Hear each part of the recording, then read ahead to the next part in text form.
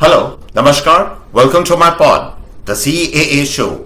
CAA, as all for know, is Conversations and Analysis. My name is Juggi Bhasin.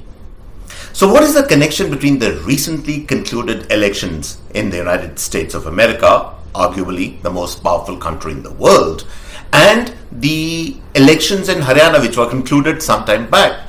You would say, what could be the connections? These are worlds apart. But there is a connection, and I will talk about this connection in this podcast today. In both places, wokeism has been crippled, I would rather say, and I'm going to expand on this particular theme also in this podcast. Wokeism and international style wokeism has been crippled in the United States and probably in Europe, and again, a desi kind of wokeism, which is actually very similar to the international wokeism. These are basically two sides of the same coin, has been crippled and not defeated in Haryana. I'm going to talk of these issues in this podcast today. But before I do that, as always, I would urge all of you to subscribe to my channel, the CAA Show. It's very simple, really. All you have to do is to press that red button on your screen. Subscription is, of course, completely free. Would also really appreciate if you could like the show and share this video with your friends. Now, before I make this comparison between these two different kinds of wokeisms, that is the American international kind of wokeism and a desi wokeism, and by the way, both the practitioners of these wokeism they work in tandem, by the way. They work together to perpetuate wokeism. Let me first give you a little bit of, not in a detailed way, but in a few lines, give you an idea of what this wokeism is all about. DEI, that is diversity, equity, and inclusivity, is all about, which are making waves all over the world and even in India. Wokeism, in my definition, is a philosophy. It is a theory which propagates segregation, which propagates splitting up. It propagates separation of communities, of castes, of people based on color, on creed, and it does not promote unity. That to me is wokeism, and that is why it is so very, very dangerous. And you would argue that what kind of perpetuation or segregation it has done? Well, in America, for instance, it segregates between the elite and the working people. The elite, in the name of the working people, propagate wokeism, but really it is the elite who are feathering their own nest, their own cause, really, in wokeism. In India, wokeism, that is desi wokeism, takes the shape of a caste census, which you all know that a major opposition leader in the country is propagating. Because what does a caste census do, or what is it supposed to do rather? It is supposed to segregate people on caste lines, that you are the following caste. This particular caste is important, this is not so important, this caste will get this kind of a benefit. So again, like the international American style wokeism, the wokeism in India actually propagates splitting up, separation, separatist tendencies, divide and rule, the old British philosophy of divide and rule. That really is wokeism, to sum it up. And why is it dangerous? Why it is dangerous is because, as I said, it divides society. And what have the American elections shown this time? The American elections have shown that the people, that is the working class people, are far more smarter, they are far more intelligent, they far more understand what is happening in their country than the elite. And who are the elite in America? The elite in America are, of course, the college educated left-leaning elite, and these elite are not only in politics, but they are certainly in the media. The liberal media is really rampant in America.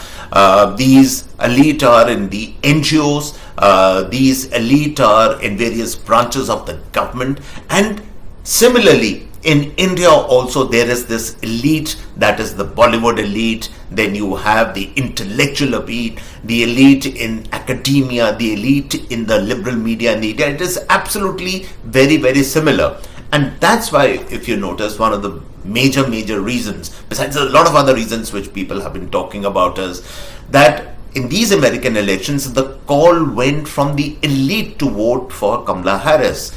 Hollywood celebrities, dozens and dozens of Hollywood celebrities endorsed Kamala Harris. Pop stars endorsed Kamala Harris. But people forget that these people are the elite. So some of them are actually billionaires. They lead a very cushy, they lead a very comfortable lifestyle. And people understood that these were sitting on the top. They were making these calls because they wanted to feather their owners, perpetuate the system. Nobody was really bothered with the real problems of the people below, the working class below. And in India also we see the same thing. That is the liberal media, the elite, the intellectuals, the academics, the Bollywood. Bollywood also very much like Hollywood. They all endorse this wokeism strain, both the desi wokeism and the international wokeism.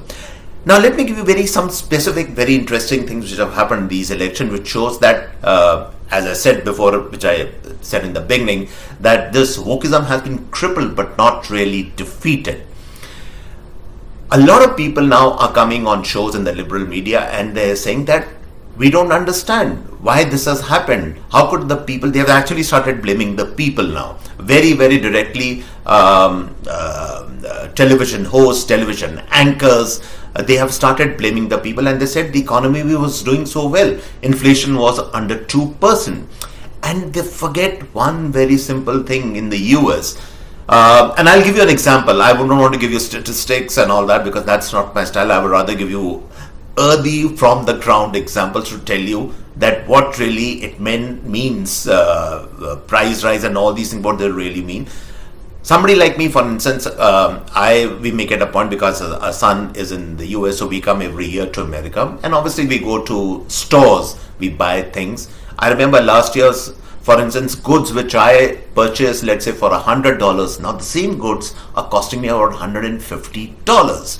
And therefore, in real terms, forget about these percentages or these figures which economists and the liberal media are giving you that inflation in the US was under 2%, but the price of essential commodities, of food especially, has gone up exponentially in the United States, and it was hurting people.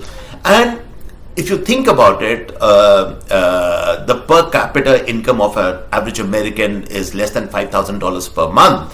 And if you look by American standard, it is not really very, very high. It bites people. People are having difficulty in housing, in terms of food, in terms of food supplies, heating, a lot of these factors. And the same thing is in Europe also. And therefore, what I am saying is that the elite in the US, and certainly also the elite in India, on very similar lines, they keep saying, oh yes, we will decide for you, we will tell you what to do. And as I said, most of these elites, who are these elites? A lot of them are the Ivy League college, left-leaning educated elites who think they know everything. These people want to grab all the top jobs. They want to be in policy making. They want to control the NGOs. They want to control all the levers of power in the world. And they say that we will decide for the people. But the people this time in the American elections have shown that they have a mind of their own. They have said enough is enough. We have listened to your words and words only for the last 4 years. We'll have none of that. We want a complete change in our lives in terms of inflation coming down, in terms of that we have the power to purchase all the things which you people are having.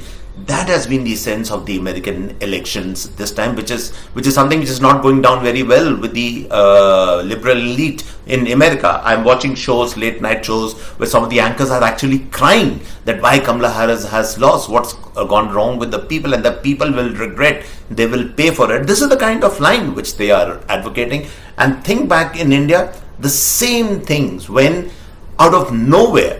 And that's why I say the Haryana election is very much like the American elections. Everybody expected the ruling party to lose in the Haryana elections, and the Haryana election results were a shocker. They completely turned the entire narrative 360 degrees, as it were. And this entire desi wokeist culture was defeated because of one single small state, that is Haryana in India. So the similarities are very, very much there.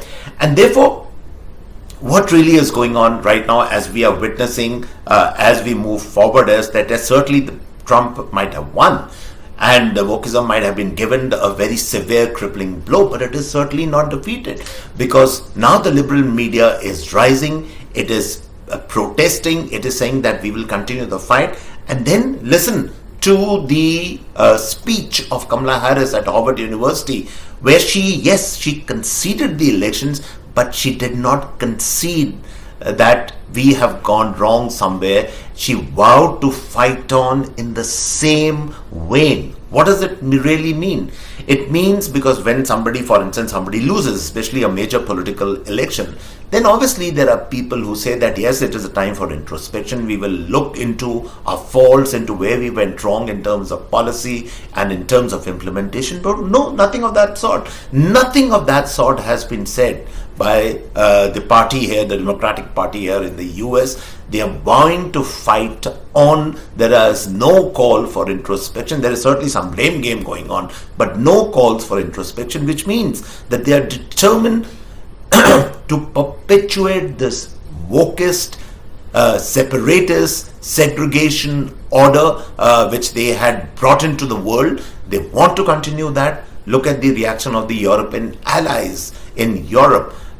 People are grieving out there. They can't believe. If you listen to channels like BBC and France 24 and TW, and all the panels there are shocked. They say, how can the people do this? They can't believe this. And they are saying that who is Trump to bring changes in the Ukraine, for instance, in the Ukraine policy. They are very clear that now Europe has to find funding to continue the war. Look, and the second major point of this entire wokist culture is conflict, that perpetuate conflicts to bring change, whether it is in the international order or within the country.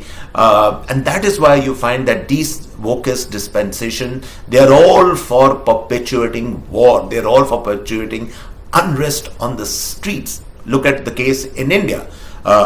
For instance, the farmers' protests in India. It went on and on. Then the CAA protests in India. That is all part of the wokist, desi wokist agenda, where you spread turmoil, unrest on the streets, because it all goes back. And then this is the point again which I want to make, which a lot of people should understand, is the wokeism of today, whether international American style wokeism or the desi wokeism, is actually a child, and the father or the roots or the source of this entire wokist culture is the old Marxist Leninist system, which first was visible, of course, in the Soviet Union on such a large scale. And what was happening during that time? What these people do is they do all this in the name of the ordinary people, in the name of the working class people, which is what the Soviet Union used to do. But what are the conditions of the Soviet Union in the 30s, 40s, 50s, 60s, when this entire Marxist-Leninist culture was in its zenith? The people were suffering. There was not enough to eat. The army was completely, it was in a bad shape in Soviet Union. But the elite were doing very well for themselves. They used to live in there's a word called dachas, or which are like comfortable houses. They used to live in those dachas. They used to lead a great lifestyle, plenty to eat and drink and make merry.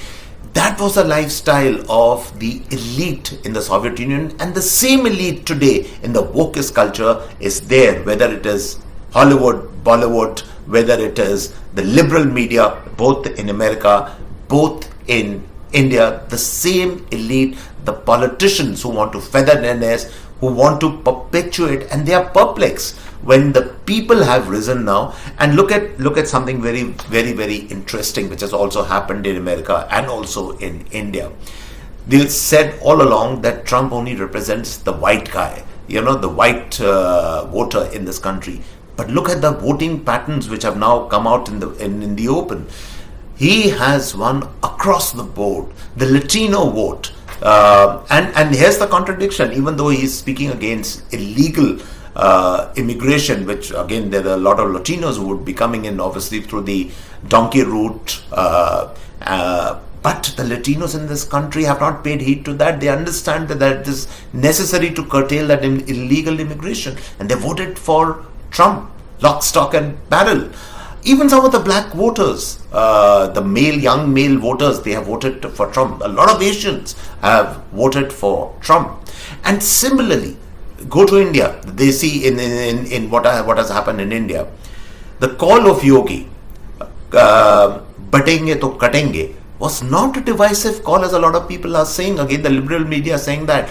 It is, to my mind, a call for unity. And not only for the Hindu community, but for society at large, that guys be together, because caste census and all these other ideas, wokist ideas, these are basically ideas to divide you, to separate you, to bring around separatist tendencies. Because then what will happen is that like the elite is perpetuated in America, similarly there's an elite which is perpetuated in India. And what is that elite? That elite in India, the desi elite, is of course family dynasties. Family dynasties will control. Then once they have divided society on a caste census, and if they have come to power, then what they will do? Then they will decide, they will throw largesse from the top, that okay, I give this caste this particular thing, I take away from this particular so-called forward caste. This particular class of people I want to give, but this particular class of people, hardworking people who have made money in the right way, I'm going to take money from him. Those will be the policies then, which in a desi, woke, successful culture, if it ever comes into India, the US has seen that, and it has failed in the United States.